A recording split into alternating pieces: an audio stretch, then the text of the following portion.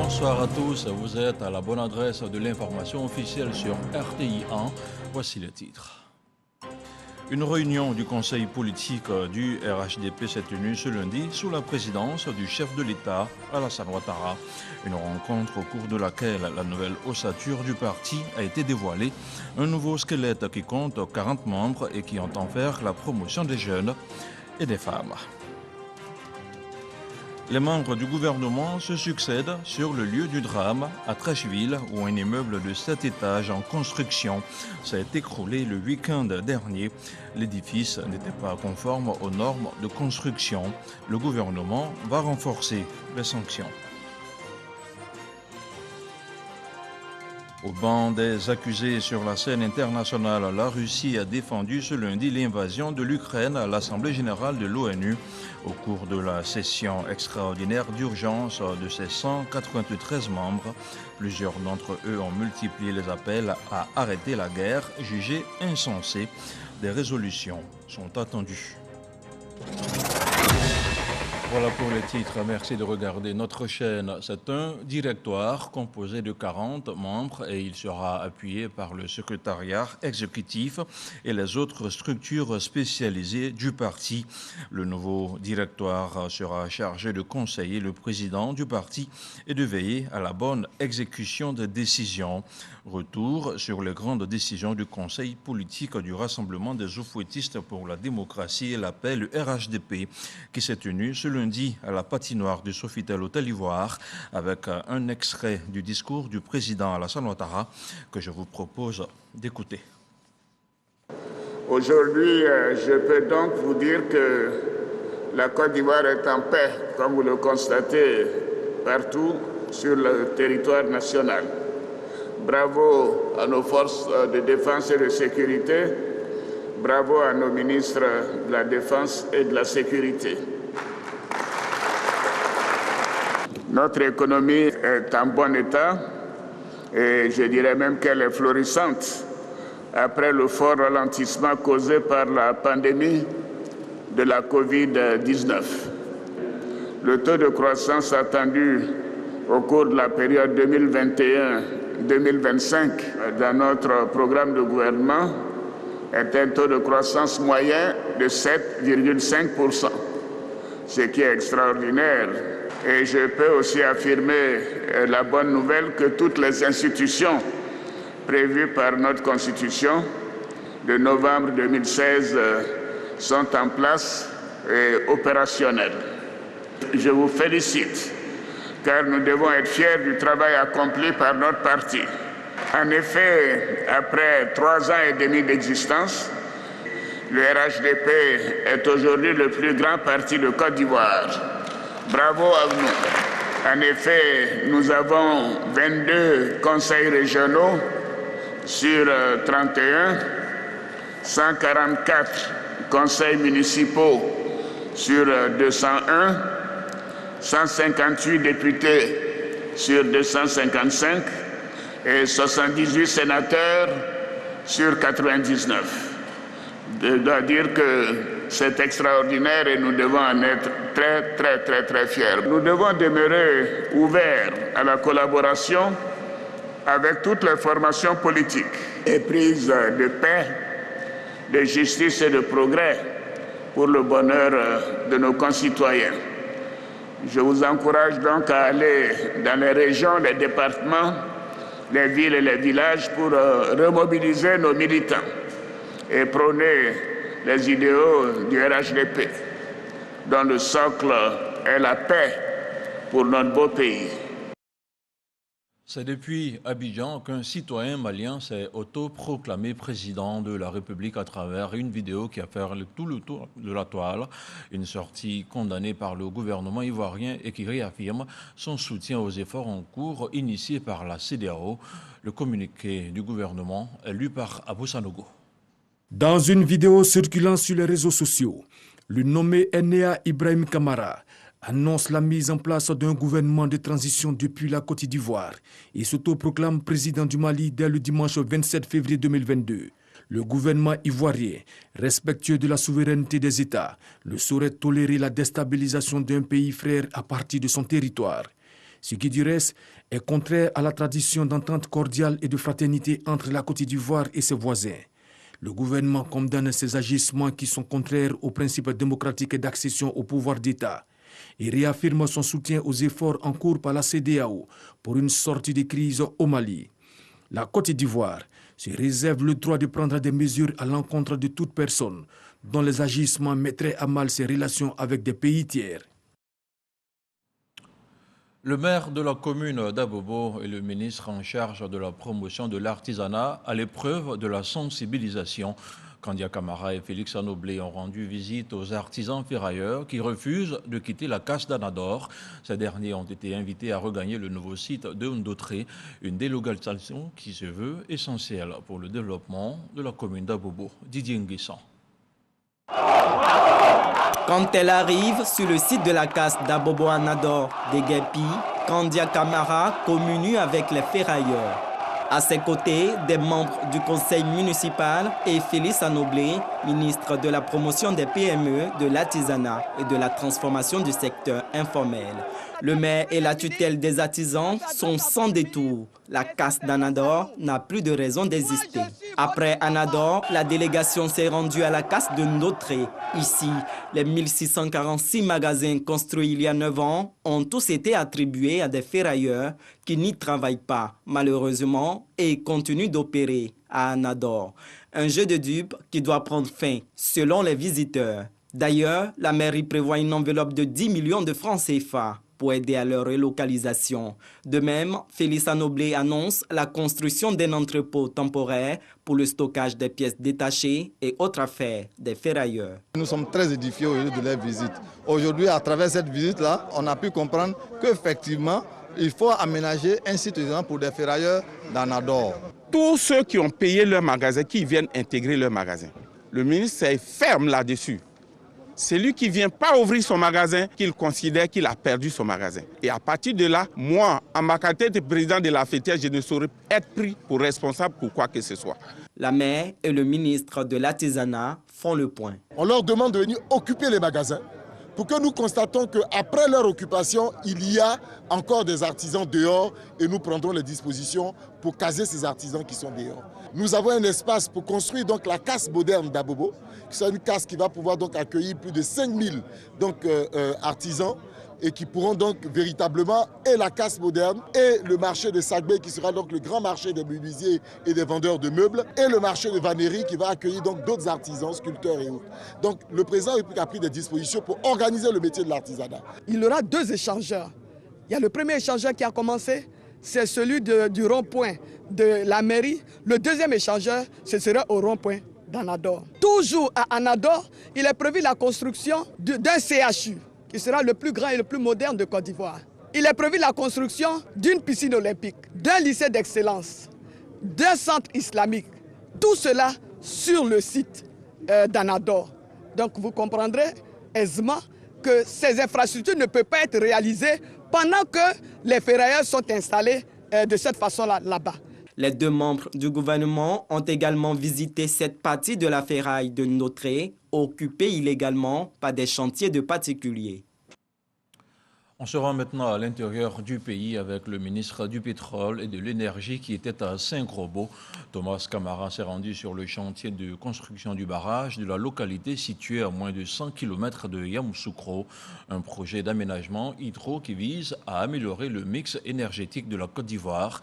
La turbine sera dotée d'une puissance de 44 MW et les travaux affichent 50% de taux de réalisation. L'ouvrage est prévu pour être livré au premier trimestre 2023. On fait le point avec Mahama Traoré. Le site du barrage hydroélectrique de Saint-Grobo à Ouati est situé à 23 km en aval du barrage de Tahabo. Il sera équipé de 2 groupes de 22 MW chacun, soit une puissance totale installée de 44 MW. Le chantier connaît actuellement un taux de réalisation de 50%. Il y a 100 000 m3 de béton. Ce qui est important, il y a 6 000 tonnes d'acier pour les ferrailles, pour le béton. Il y a 30 000 tonnes de ciment. Tous les matériaux qui servent à la fois au remblai et à la fois à la fabrication des granulats pour le béton sont tous issus du site. Il n'y a pas d'apport extérieur, ce qui limite les transports, ce qui garantit la sécurité, l'entretien des routes et des bilans CO2 plutôt favorables. Fruit d'un partenariat public-privé, la réalisation du barrage de Saint-Grobois-Awati va coûter 121 milliards de francs CFA. La Banque africaine de développement BAD est le chef de file des partenaires financiers de ce projet, dont l'intérêt ne sera pas seulement d'accroître la capacité de production énergétique de la Côte d'Ivoire. C'est de l'énergie renouvelable. Et vous le savez, les énergies renouvelables sont les énergies du futur. Et grâce à donc ce barrage, à cette énergie, à cette production d'énergie renouvelable, nous allons pouvoir respecter l'engagement du chef de l'État, à savoir donc d'atteindre un mix énergétique en l'an 2030 de 45% d'énergie renouvelable. La mise en service du barrage hydroélectrique de Saint-Grobois-Awati est prévue pour le premier trimestre 2023. David, spécialiste, c'est un véritable délice, un régal. Du champagne Grand Cru à base de fèves de cacao fait son entrée sur le marché français. Sorti des plantations ivoiriennes et déjà vendu aux 4 coins de la planète, il a été présenté au CIA 2022. Un moment de dégustation suivi par notre envoyé spécial à Paris, Cheikh Aboubacar Koné. C'est un chardonnay pétillant, blanc de blanc reconnu à vue d'œil par tout bon amateur de champagne cru. Mais la particularité de cette bouteille ne se découvre qu'aux premières saveurs, un goût piquant de noisettes mixées au cacao de Côte d'Ivoire. Donc c'est deux produits très nobles, bio. Donc c'est du cacao avec une méthode de distillation qui nous permet justement d'avoir ce côté très transparent. Et c'est bien évidemment du cacao qui vient de Côte d'Ivoire, en Afrique. Produit sur les côtes de Rieswald, à 10 km de Perpignan, au sud de la France, ce champagne au goût nectarifère est le résultat d'une aventure qui a démarré il y a 3 ans entre un vigneron français et un chocolatier belge. C'est quelque chose de très chic, très élégant, très surprenant, très original. Ça peut se prendre en début de repas, ça c'est important de le savoir également pour les femmes, ça fait que 6,5 degrés. Et sinon, la plupart de nos clients, 70% de nos clients, le prennent avec un bon dessert, ça c'est important. Donc, alcoolisé ou non alcoolisé, ce grand cru est apprécié des adultes et même des tout petits. Tu goûtes et tu me dis si c'est bon. Fais gaffe à ce que tu dis. C'est bon. C'est bon mon chéri. T'attends le chocolat. Ça sent le chocolat mon chéri. Il était très bon. Avec, ouais, on sent bien le côté cacao, donc c'est très agréable. Le ministre d'État, ministre de l'Agriculture et du Développement rural de Côte d'Ivoire, Kobina Kwasi Adjoumani, s'est dit émerveillé par cette découverte. Et donc nous sommes impressionnés de voir cela. Nous sommes venus également avec des producteurs de cacao qui sont derrière moi et qui sont heureux et fiers de voir ce que devient leur fève une fois transformée. Et tout cela va ajouter une plus-value à ce que nous disons, nous faisons. Donc je crois que nous allons rendre compte au président de la République, son Excellence M. Alassane Ouattara, au Premier ministre, pour que ces personnes-là puissent aussi s'installer en Côte d'Ivoire, puisque le produit, la matière première est déjà chez nous. Une bonne douzaine de bouteilles a été commandée par la délégation ministérielle en attendant la commercialisation officielle de ce champagne en terre ivoirienne. Comme quoi, la liste des produits dérivés du cacao n'est pas prête d'être close. Retour sur le continent avec le secrétaire exécutif du Conseil de l'Entente qui est à Lomé. Marcel Amontano a été reçu en audience par le président en exercice de la conférence des chefs d'État et de gouvernement du Conseil de l'Entente. Nommé le 4 janvier dernier, le nouveau secrétaire exécutif est allé recueillir les instructions du président Faure Gnassingbé pour la réussite de sa mission. Le récit de Michel Digré. Porté à la tête du Conseil de l'Entente le 4 janvier dernier, Marcel Amontano a souhaité rencontrer le chef de l'État togolais afin de recueillir ses conseils, sa vision et ses orientations en vue de la réussite de sa mission à la tête de l'institution. J'ai eu l'honneur d'être reçu par son Excellence, Monsieur le Président Essozimna Gnassingbé, qui est le président de la République togolaise, mais aussi le président en exercice de la conférence des chefs d'État et de gouvernement du Conseil de l'Entente. Nous avons parlé donc de la situation actuelle du Conseil de l'Entente, de la nécessité de faire quelques réformes pour que le Conseil de l'Entente puisse prendre une meilleure place dans l'espace sous-régional, puisque c'est quand même l'institution mère qui est née depuis 1959. Nous avons également évoqué la situation au Burkina Faso, qui est un pays membre du Conseil de l'Entente. Et le président m'a encouragé et m'a garanti que j'avais tout son soutien pour mener à bien ma mission.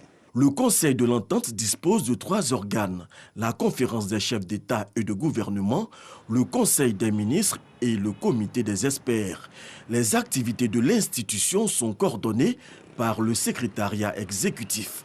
Pionnière des organisations régionales et sous-régionales africaines, l'organisation a pour mission de consolider l'intégration économique, politique et culturelle dans l'espace qu'elle couvre. Y a-t-il encore des signes de vie sous les décombres de l'immeuble qui s'est affaissé dans la commune de Treichville? C'est la grande inconnue à ce jour et les secours restent mobilisés sur les ruines de ce chantier de la mort. Et si le gouvernement a présenté ses condoléances aux familles des victimes, il envisage surtout des sanctions exemplaires à l'égard de tous les acteurs impliqués dans ce sinistre. Retour sur les derniers développements de l'affaire avec Walter Amadou Ouattara. Ces engins ont commencé l'enlèvement des cravates sous les décombres de l'immeuble de R+7 en construction qui s'est effondré dimanche dernier en impactant des logements aux alentours. Les riverains espèrent encore que des vies soient sauvées. Les agents de la mairie de Treichville, à leur côté, ceux du ministère de la Construction, du Logement et de l'Urbanisme, encadrés par les forces de l'ordre, veillent au grain. Le ministre de la Construction, du Logement et de l'Urbanisme est allé voir de plus près l'ampleur des dégâts. Il y a eu perte en vie humaine, donc la loi va sévir, insiste le ministre sous le ton de la fermeté. Nous sommes très peinés, nous sommes tristes devant ce qui est arrivé. Dans le cas d'espèce, il y a eu 2 mises en demeure d'arrêt des travaux qui ont été servies aux propriétaires, aux constructeurs, aux maîtres d'ouvrage. Mais malgré cela, les travaux se sont poursuivis. La ville d'Abidjan, c'est plusieurs dizaines de milliers de constructions qui se réalisent en même temps. Il n'est pas possible, quelle que soit la volonté de l'État, de mettre des policiers en face de chaque habitation qui est irrégulière. Vous voyez la difficulté de la mission que nous avons. Nos textes aujourd'hui imposent l'intervention d'un architecte pour toute construction en milieu urbain. Au-delà de R+2, tous les constructeurs doivent se faire accompagner par un bureau de contrôle ou un ingénieur conseiller. Ils seront sanctionnés selon nos lois. Informé, Bagondo Diomandé, ministre de l'Intérieur et de la Sécurité, a fait également le déplacement sur les lieux du drame dans la mi-journée. Il est inacceptable qu'une construction de ce type puisse s'affaisser comme un château de cartes. Cela a été plusieurs fois dénoncé malheureusement. Les responsabilités, vous pouvez vous en assurer, seront fixées dans ce genre de drame. Le ministre Bruno Nabagné-Koné avait déjà déploré que 80% des constructions réalisées à Abidjan ne disposent pas de permis de construire. Pas de répit pour la ministre de la Solidarité et de la lutte contre la pauvreté. Miss Belmondo Dogo était dimanche dernier dans la région du Gao. Au nom du gouvernement, est allé présenter son réconfort aux 32 familles sinistrées des quartiers de Dioulabougou et de Dar es Salaam dans la commune de Gagnoa. Rappelons que ces 2 quartiers avaient été touchés par une tornade il y a quelques semaines. Le commentaire de Walter Amadou Ouattara. La ministre Belmondo Dogo, au quartier du Labougou de Gagnoa, aux cheveux de Alpha Ouattara, élève âgé de 13 ans, blessé après le passage de la tornade la semaine dernière. Venu apporter le réconfort et le soutien du gouvernement, la présence de la ministre de la Solidarité et de la lutte contre la pauvreté était aussi un soulagement pour les 32 familles victimes de cette catastrophe naturelle. Réunies à la préfecture de Gagnoa pour recevoir l'assistance de l'État, elles ont salué la promptitude des autorités. Nous, les victimes de cette catastrophe naturelle, surmontons de mieux en mieux ce moment de détresse. Car nous avons, depuis un certain temps, des autorités qui pensent à nous, qui sont sans cesse avec nous. Des vivres, non-vivres et une assistance financière ont été remis à chaque famille sinistrée. Le tout d'une valeur d'environ 9 millions de francs CFA. Une solidarité qui se manifeste toujours aux côtés des populations en pareille circonstance. Peu importe là où l'Ivoirien se trouve, lorsqu'il est frappé par un drame, le gouvernement est présent pour manifester la solidarité. Et si nous sommes ici aujourd'hui, c'est parce que le président de la République l'a demandé et en venant le Premier ministre pour les écoles, il demande à avoir le bilan. Nous devons aller vite pour permettre à nos enfants, qui sont vos enfants, de retrouver le chemin de l'école. Pour rappel, les 20 et 21 février dernier, une tornade a occasionné d'importants dégâts matériels, dont 30 habitations et 5 écoles de coiffés dans les quartiers de Djoulabougou et Dar es Salaam de Gagnoua. Aucune perte en vie humaine n'a été enregistrée. Au lendemain du sinistre, une délégation des autorités locales, conduite par le préfet de région, Lassina Fofana, avait parcouru tous les lieux impactés pour s'enquérir de la situation. La ville d'Abidjan est en chantier et les nombreux ouvrages provoquent la lenteur du trafic routier, des bouchons interminables qui rendent la vie difficile aux usagers de la route. Mais selon le ministre de l'Équipement et de l'Entretien routier, ces grands chantiers viendront améliorer la mobilité urbaine dans quelques mois. Alexis Ouedraogo. Abidjan est en chantier. De grands travaux qui impactent le trafic routier avec chaque jour des files d'embouteillage de plus en plus longues. Là, je viens de sortir, vous voyez l'heure là, à laquelle je sors. Je vais faire au moins 1h30, je sors. Oh, j'ai un rendez-vous. Je fais comment? Je travaille à Trashville, je vais arriver à 11h midi. Je vais travailler combien de temps? Si tu as un rendez-vous à 8h, il faut sortir à 5h. Tu as un rendez-vous à midi, il faut sortir à 9h. C'est extrêmement difficile. Des Bampé à Cocody en passant par le plateau et Bingerville, circuler est difficile et le gouvernement en a bien conscience. Comme nous sommes en pleine ville et il y avait déjà beaucoup d'embouteillages, ce sont ces embouteillages-là que nous voulons régler, évidemment, on est obligé à un moment donné de faire des interruptions donc, de voies pour pouvoir construire ces ouvrages-là. Nous en sommes bien conscients. C'est pour ça qu'en rapport avec le ministère des Transports, nous avons mis en place un plan de circulation pour que la construction de ces ouvrages-là n'impacte pas trop négativement la vie des populations. Et si l'impact des travaux est si perceptible pour les usagers, c'est que la tâche pour doter la capitale économique d'infrastructures routières modernes est grande. Il y avait le premier pont, pont Fouette, deuxième pont, pont de Gaulle, troisième pont, le pont HKB, le quatrième pont qui est en construction entre Adjamé et Yopougon, et là, il y a le cinquième pont sur lequel nous sommes, qui va permettre donc de Saint-Jean de relier directement donc le plateau vers la cathédrale. Il a plu au Premier ministre Patrick Achi récemment de lancer la troisième voie donc de l'échangeur de l'amitié ivoiro-japonaise. Donc lorsque cette voie sera terminée, tous ceux qui quittent l'aéroport, c'est-à-dire Makori pour aller vers Trècheville, passeront beaucoup plus haut. L'un des points les plus critiques ces dernières semaines reste le carrefour de Lindenier. Ce croisement est utilisé par plusieurs pour rejoindre le centre des affaires, le plateau. Lindenier enregistre un trafic de près de 170 000 véhicules jour. Nous avons vu avec nos équipes, nous pensons que d'ici mi-avril, la circulation va être considérablement améliorée au niveau donc, du carrefour de Lindenier. Les ouvrages ne seront pas terminés, mais les Ivoiriens circuleront un peu mieux à ces endroits. Nous sommes obligés de construire ces ouvrages-là pour que les Ivoiriens circulent mieux, mais pendant la phase des travaux, nous savons qu'il y a quelques désagréments, mais on doit tout faire pour amoindrir ces désagréments.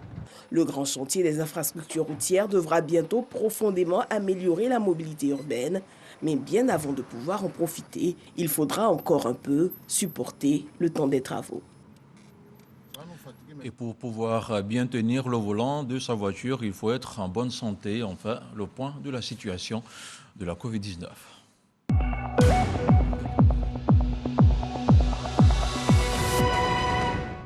Le ministère de la Santé, de l'Hygiène publique et de la couverture maladie universelle a enregistré ce lundi 28 février 5 nouveaux cas de Covid-19 sur 1213 échantillons prélevés, soit 0,4% de cas positifs, 38 guéris et 0 décès. À la date du 28 février, la Côte d'Ivoire compte donc 81 483 cas confirmés, dont 79 892 personnes guéries, 793 décès et 789 cas actifs. Le nombre total d'échantillons est d'1 417 847. Le 27 février, 14 444 doses de vaccins ont été administrées, soit un total de 10 203 744 doses du 1er mars 2021 au 27 février 2022. Le ministre de la Santé, de l'Hygiène publique et de la couverture maladie universelle invite toutes les personnes de plus de 18 ans à se faire vacciner dans les centres dédiés. Il rappelle que le vaccin contre la Covid-19 est gratuit et volontaire. La station régionale de RTI Bouaké s'enrichit de nouveaux locaux. Un bâtiment comportant une dizaine de bureaux et un restaurant vient d'être mis à la disposition des agents. Il a été inauguré en présence du directeur général de la RTI et de plusieurs autorités de la région de Bouaké. Yeneba Ouattara. La coupure symbolique du ruban barrant, l'entrée des locaux marque l'ouverture officielle des nouvelles infrastructures du RTI Bouaké. Un bâtiment de 10 bureaux et un restaurant flambant neuf. Un rêve longtemps caressé devenu réalité 10 ans après la réouverture de la station régionale. Monsieur le directeur général, vous avez fait votre part. Nous prenons de nouveau l'engagement de faire la nôtre, car c'est un sacerdoce. Les agents de RTI Bouaké vous disent merci. À cette cérémonie, le directeur général de la RTI avait à ses côtés les ministres Amadou Kone, Jean-Claude Kouassi, le représentant du ministre de la Communication et les autorités locales. Fosseni Dameli demande au personnel de RTI Bouaké de redoubler d'ardeur au travail pour le bonheur des populations. Nous attendons de nos agents qu'ils fassent davantage, qu'ils soient plus proches davantage des populations, qu'ils fassent davantage preuve de créativité, de proximité, pour donner toute sa place à RTI Bouaké, qui est la principale station régionale qui fait la fierté de la RTI et de la Côte d'Ivoire. Le représentant du ministre de la Communication, des médias et de la francophonie et le ministre des Transports ont félicité, encouragé le directeur général de RTI et l'ensemble de ses collaborateurs pour le travail abattu au quotidien. Les orateurs se sont engagés à accompagner la RTI dans toutes ses actions de développement. Le ministère technique se tient aux côtés de la RTI. Nous allons soutenir toutes les actions qui visent à faire de la RTI une entreprise qui brille dans le secteur de l'audiovisuel. Nous sommes engagés à vos côtés, bien sûr, pour tout ce qui a été fait, mais engagés aux côtés du personnel ici pour que RTI Bouaké continue de travailler dans de bonnes conditions, dans de meilleures conditions, parce que notre ville en a besoin. Renforcer la cohésion nationale dans le pays, faire émerger des pôles économiques importants comme celle de la région de Bouaké. Pour le maire de Bouaké, Guibo Nicolas, l'acquisition de ces nouveaux bâtiments est une nouvelle page qui s'ouvre pour RTI Bouaké et contribue ainsi au rayonnement de sa ville. La radio et la télévision Bouaké ont été respectivement réouvertes le 29 décembre 2011 et le 1er mars 2012. La station régionale compte plus de 50 agents. On parle maintenant de religion dans la région de Gagnoa. La grotte de Niaprayo a 5 ans, un anniversaire au cours duquel les fidèles ont été invités à mettre en avant des valeurs de solidarité et de fraternité sous l'onction de la Vierge Marie. Une célébration suivie par Grace Kando. 5 ans que la grotte Notre-Dame de la Fidélité de Niaprayo, localité située à 4 km de Guibérois, a été inaugurée. Santa Maria, Santa Maria, Santa Maria. Une grotte dans une cité, dans une maison, dans une famille, c'est la présence de Dieu à travers sa mère. Elle qui nous oriente vers son Fils, car au pied de la croix, son fils disait à Jean, « Mère, voici ton fils, fils, voici ta mère. » Ainsi, elle nous confiait, sinon il nous confiait à sa mère pour que, par elle, nous puissions obtenir de lui toutes les grâces possibles. La grotte Notre-Dame de la Fidélité de Niaprayo a été bâtie sur fonds propres par Colette Pello-Lapé, fille du village, par ailleurs membre du Conseil économique, social, environnemental et culturel. Ce sanctuaire est un lieu de prière et de recueillement. Il est ouvert à tous. Il est destiné à tous ceux qui veulent venir ici, se confier à la Divine Mère pour lui demander d'intercéder pour eux auprès de son Fils Jésus, pour la satisfaction de leurs vœux. Au cours de cette messe d'action de grâce, des prières ont été dites à l'intention du chef de l'État pour ses actions de développement en faveur des populations. Et dans l'actualité hors de chez nous, la Russie est jugée ce lundi à l'Assemblée générale de l'ONU lors d'une session extraordinaire d'urgence de ses 193 membres. Ces derniers sont appelés à se positionner en faveur de la démocratie et de la souveraineté de l'Ukraine ou de l'invasion guerrière décidée par Vladimir Poutine. Une mise au vote d'une résolution est attendue à la fin des interventions qui devraient se prolonger mardi en raison du très grand nombre de discours prévus. Depuis le début de son invasion, la Russie plaide la légitime défense prévue par l'article 51 de la Charte des Nations Unies. Beaucoup de discussions et des armes qui continuent de crépiter en Ukraine. Merci de nous avoir suivis. Ce journal est terminé. Je vous souhaite une agréable soirée sur RTI 1. À demain.